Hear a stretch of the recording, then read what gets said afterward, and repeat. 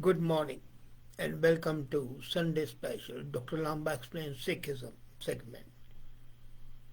Janamsakhis, which are basically a collection of tales, and those tales relate to the life and the travels of Guru Nanak, the first Guru of Sikhs.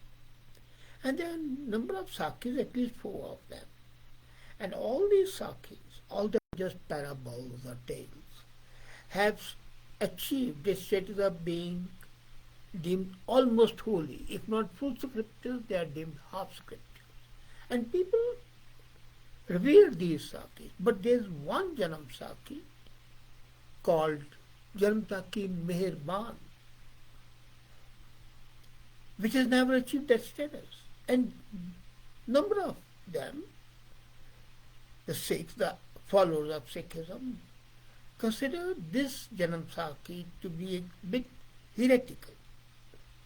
Why? And out of the plenty of Janamsakhis which tell the tales of Guru Nanak, why is this Janamsakhi? Does it differ?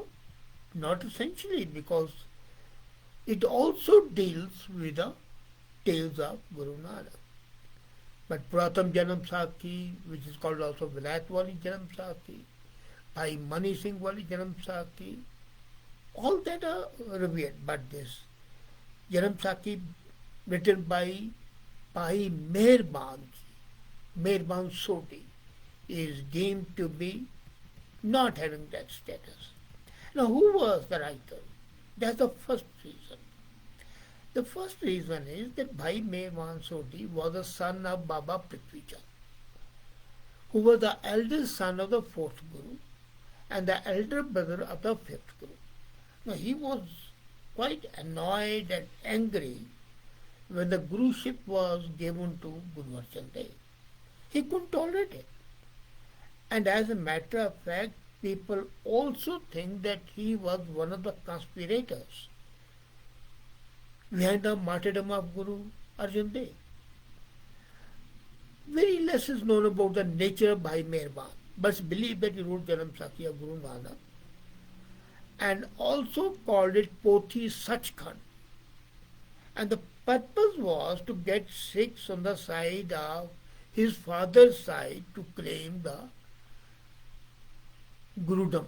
He wanted to be the Guru, so he said, okay, let me write these tales of Guru Nanak, which will attract Sikhs, and they'll tell Guru Ramdas, well, this person is father of a great disciple of Guru Nanak, and he should be honored and made the Guru. But this does not help, because the law of primogeniture did not apply in giving the Guruship. So this Pothi was later on extended by the sons of Harji and Chaturbhut in the form of Pothi Harji and Pothi San. Now, Pothi means the book. So, Meharban Singh wrote it. Then these two gentlemen, Harji, his sons, Harji and Chaturbhut, they were both his sons. And Pothi Sachkhand by Sodhi Meharban was the first detailed Janamsakhi or biography of Guru Nanak. This, as a matter of fact, this is the first detailed one. Other than just tales, this is autobiographical. And it's available both in the script form, manuscript, and bound together. And I saw it in Guru Nanak University Library, Amritsar. And all the other pothis are available with the Sikh Historical Department at Khalsa College, Amritsar. And these pothis came to light. As a matter of fact, this manuscript was edited in 2 volumes, but it was mentioned that this is not of that age. It was written much later. The other Janamsakhis were written immediately after the death. This was written quite some time later. And this book, Pothi Sachkhand, which is also commonly known as Janamsakhi Meharban, had originally 167 goshtis. Now, goshtis were discussions. As we had the conversations of Plato, these goshtis were the discussions of Guru Nanak with sages and others. All of the four Janamsakhis combined have 557 goshtis. So it's quite a historical document, which gives us insight into the thought process of Guru Nanak, how he demolished the system of asceticism, how he upheld that simple living, high thinking, morality, they are more important than just living the word or reciting the word. So, originally this book, Pothi Meharban, had 167 goshtis, but now there has been a lot of goshtis by the copying method, and now there are 157. Chaturput Goshti has most of them, and these give, as I said, a very deep penetrating insight into the thinking of Guru Nanak. So from that point of view, it's very important. Now, where was this book all the time? It was actually Janamsakhi was acquired from Damdama Sahib, Talwandi Sahib. People had forgotten about it. But then some people got it. It was lying in the Gurdwara. And when it was acquired by Khalsa College Amritsar, it has been an object of attraction by the research scholars. Now, Professor Amir Qureshi of Al Madinah University, when he wrote to me, he said, people don't know it. As a matter of fact, much more research has been done on Sakhi Meharban than on any other Sakhi. But because of its biased outlook, although the facts are correct, undeniably, but the purpose of writing was a suspect one, people were not very happy, and especially since the father of the writer, Prithvi Chand, was deemed to be one of the conspirators for the death of Guru Arjan Dev. Now this was, as I said, acquired, and the whole thing was then dissected. It was seen that although originally written by Meharban, it underwent a lot of change by his sons. They polished, repolished, removed, as I said, from 173 to 167, 57 goshtis have been there. Why were they deleted? That's a suspicious part. Because they point out that the merit of living is in the ethical values. And those ethical values were upheld by Guru Arjan Dev, and they were sacrificed. For example, Guru Nanak says to in Sid Goshti that you should not have ego, home, while Prithvi Chand had a lot of home.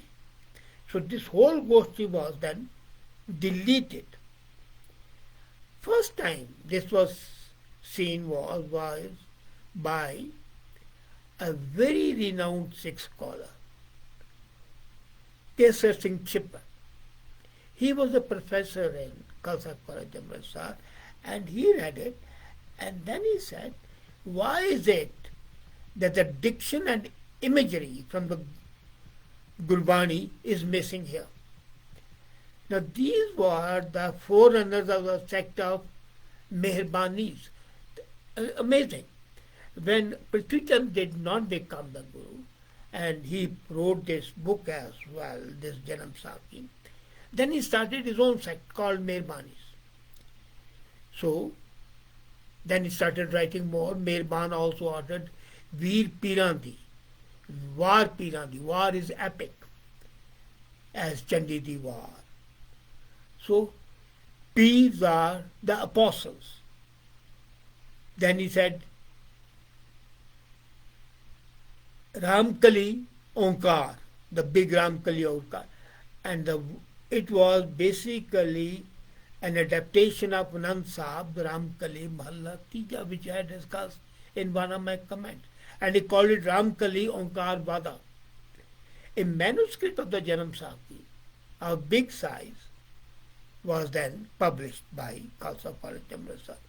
And it makes it clear that 557 Goshtis had been reduced, and out of them 288 Goshtis are in a handwritten script.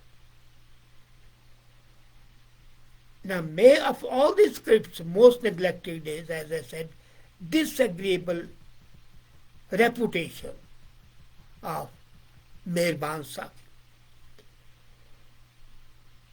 The sect of Meherbanis are also called Minas.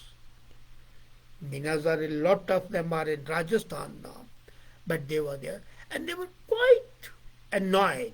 As a matter of fact, they were also criticized by Guru Gobind Singh, and Guru Gobind Singh ordered the Sikhs not to have any dealing with them. This sect is now almost extinct. But because of this sect being condemned by Gurus, especially by Guru Gobind Singh, and Guru Gobind Singh said, these people are fit to be fried in boiling oil.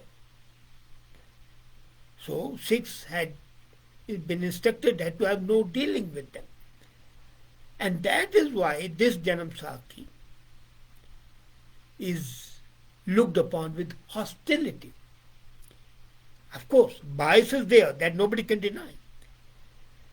And then the Sikhs were prompted by Bhai Gurdas Kaur and the commission of Gyan Ratnavali. A book was written, Gyan Ratnavali, the gems of knowledge. And the first three Sakhis, now I'm just comparing them, recount the greatness of Raja Janak and describe his interview with God, where Raja Janak says that he'll come back to the world in the shape of Nanak. So Nanak is a reincarnation of the great sage, father of Sita, Nanak.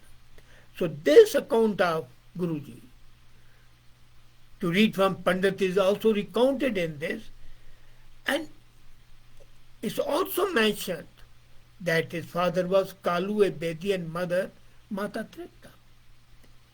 At the interlude of Sultanpur, Guru Nanak Dev set out to Mount Sumeru, and climbing the mountain, Guru Sahib found all the Siddhs seated there, Gorakhnath, Mahendranath, Isarnath, Charpatham, Badarnath. And these 9 Siddhs on one side and Guru Nanak on the other, and the discussion started. And Guru Nanak responded to all their questions with 3 slogans. First, there is a famine in this word of truth, and falsehood prevails. Second was, this Kal Yuga is a nigh, kings are butchers, dharma has been taken, and men have given the chatty the word to acquire but the sinful needs. So that, but then all that is missing in Sakhi Meharban. So when the important things are missing, and then bias is there, and then you are being decried and described and condemned by gurus, then it would be naturally stigmatized. And this was stigmatized as hypocrisy, as a biased propaganda document. So this Meharban Sakhi has been branded spurious, heretical, and but for the Gyan Ratnavali reference, nobody would have thought of it. Gyan Ratnavali actually mentioned it, and that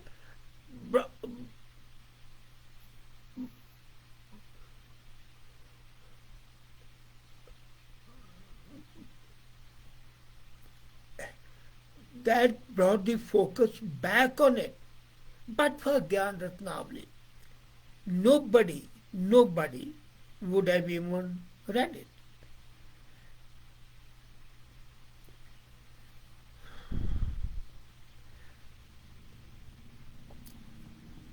Primarily,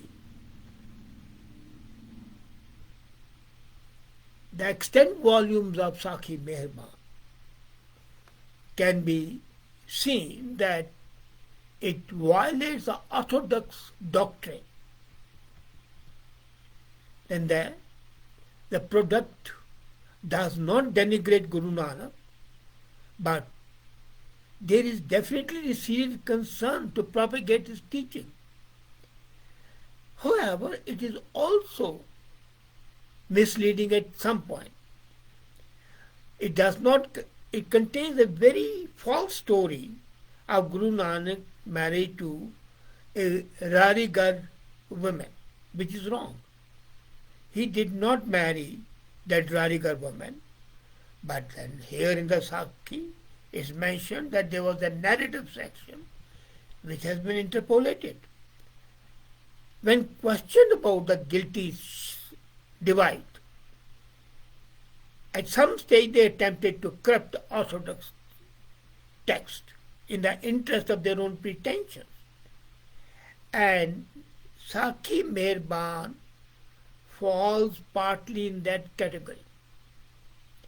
The second conclusion is that it is late, and the Damdama Sahab Sakhi dates back to AD 1828. So it was in the early 19th century the text belongs. So the real Sakhi Meharban has been interpolated by the followers, and the whole language has changed. To the extent that, strictly speaking, so-called Sakhi Meharban is strictly not a Janamsakhi. The narrative used is that of Janamsakhi because that's a convenient framework. But the burden of emphasis is placed on discourses which are not typically of the Janamsakhi tradition. And that makes the Janamsakhi of Meharban suspect. It must be primarily understood, a quality which distinguishes the standard narrative of Janamsakhis. The Meharban tradition produced accidental work. Notably, there's another one, Goshtane Shri Meharbanji. He himself started the same line, having discussions. And it is in this category that is self-promotion book. So the brief narrative selling Guru Nanak has been modified to represent that Meharban himself has a spirit of Guru Nanak. And interspersed with these scriptural misquotations and providing the passages, there seems to be a discourse limited to a single hymn, and the individual stanzas have been separated, which is absolutely not acceptable to the Sikh thought. So this Janamsakhi is not acceptable because the theological terminology, the Indian tradition, does not make it acceptable as a reliable narrative. So by itself it can be a piece of research. It can aid some research. But as having a status of Janamsakhi, it was and shall always be suspect. Thank you.